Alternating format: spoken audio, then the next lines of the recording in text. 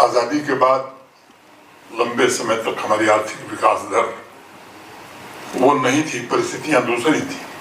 लेकिन 90-91 के बाद एक दौर आया, भारत की आर्थिक विकास दर में काफी वृद्धि हुई। इतनी बड़ी आबादी का देश, हमारी आवश्यकताएं क्या हैं? अगर राष्ट्रीय परिप्रेक्ष्य में देखें तो मुझे लगता है कि इस देश को जरूरत है तेज आर्थिक विकास दर की, और संयोग से हम दुनिया की फास्टेस्ट ग्रोइंग इकोनॉमी आज है, और ये विकास निरंतर बनी रहे और ये विकास समावेशी हो, खासतौर से गरीब और ग्रामीण इलाकों तक इस आर्थिक विकास का लाभ पहुंचे, ये बड़ा आवश्यक है। दूसरी जो एक बीमारी देश में है भ्रष्टाचार की, जो देश को खोखला करता है। भगत सिंह पैदा होना चाहिए मेरे घर में नहीं, पड़ोसी के घर में, ये जो भाव है मैं समझता हूं ये दिक्कतें पैदा करता है। अपने काम के लिए हम कुछ भी करने के लिए तैयार हैं। मुझे लगता है कि ये ऐसे प्रश्न हैं जिस पर विचार करना चाहिए। और एक तीसरा प्रश्न जो है वो है आतंकवाद। आतंकवाद देश के बाकी अनेक हिस्सों से सिमट गया है।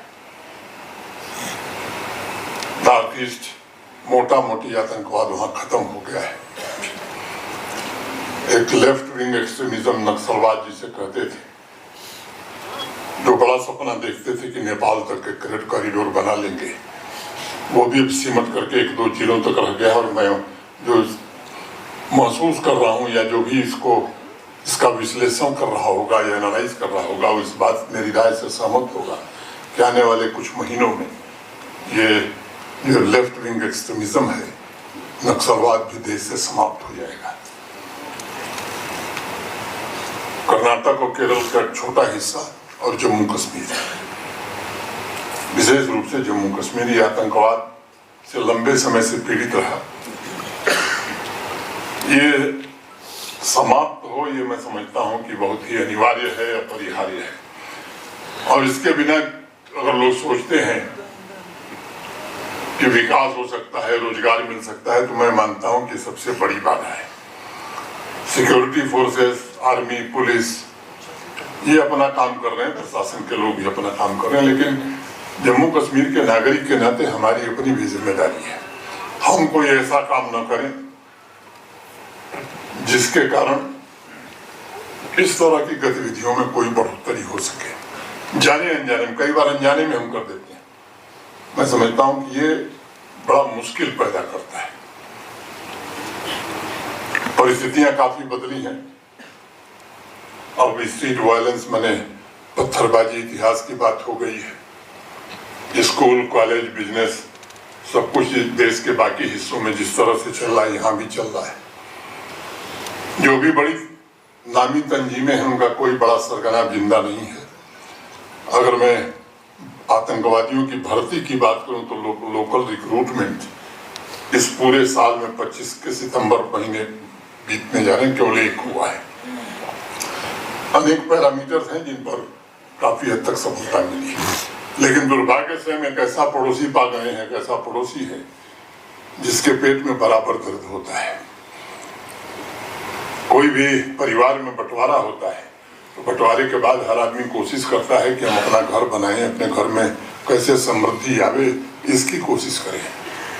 47 में बंटवारा हुआ, आजादी मिली, पाकिस्तान बना, और बंटवारे के तुरंत बाद अपना घर संभालने की बजाय उसने देश पर, जम्मू कश्मीर पर आक्रमण कर दिया। 4 प्रत्यक्ष युद्ध वो लड़ चुका है और युद्ध में हार चुका है। और ये बात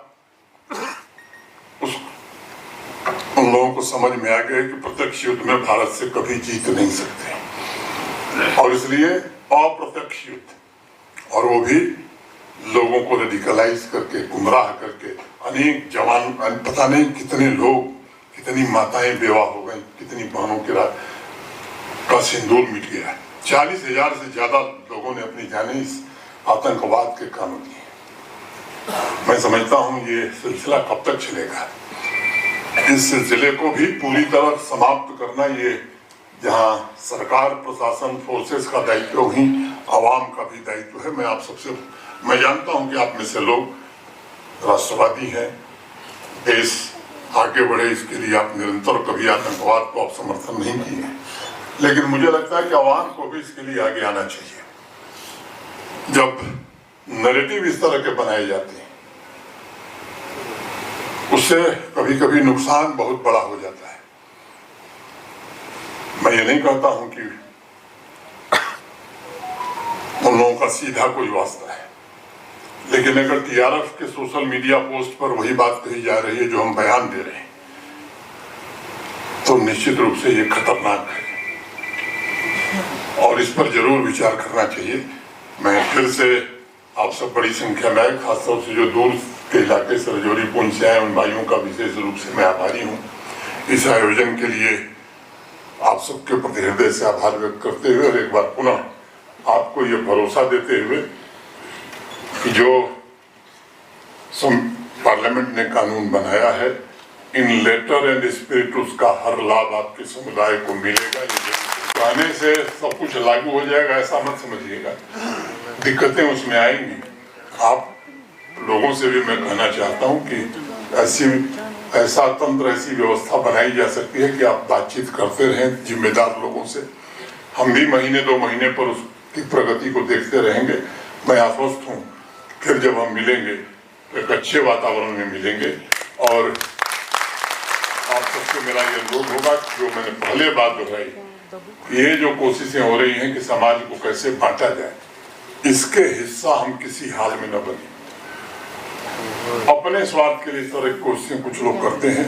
मैं आपसे भी नम्रता पूर्वक अनुरोध करना चाहता हूं कि उन लोगों से भी भाईचारा, दोस्ती का संबंध और हम कैसे एक भाई की तरह मिलकर के जम्मू कश्मीर को मजबूत कर सकते हैं, शांति और समृद्धि की ओर बढ़ा सकते हैं, इसमें आप सब हर नागरिक पहल करें।